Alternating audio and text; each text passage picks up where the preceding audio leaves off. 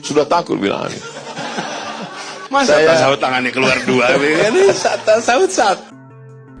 Capres nomor urut 1 Anies Rashid Baswedan kerap menyebut kata Amin, di mana Amin yang dimaksud adalah singkatan pada nama Anies Baswedan dan cawapresnya Abdul Muhaimin Iskandar alias Caimin atau Gus Imin.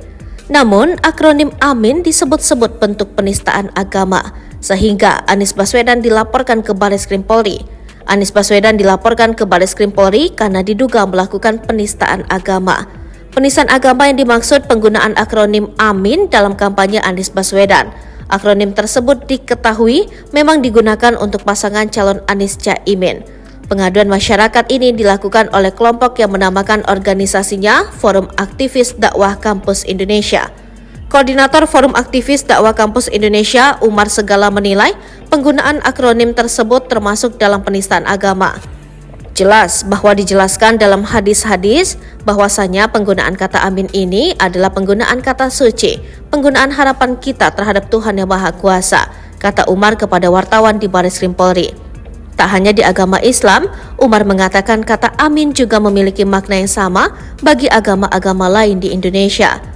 Umar mengatakan Anies melakukan politisasi agama demi kepentingan pribadinya dalam berkontestasi di pemilu 2024 dengan menggunakan akronim tersebut.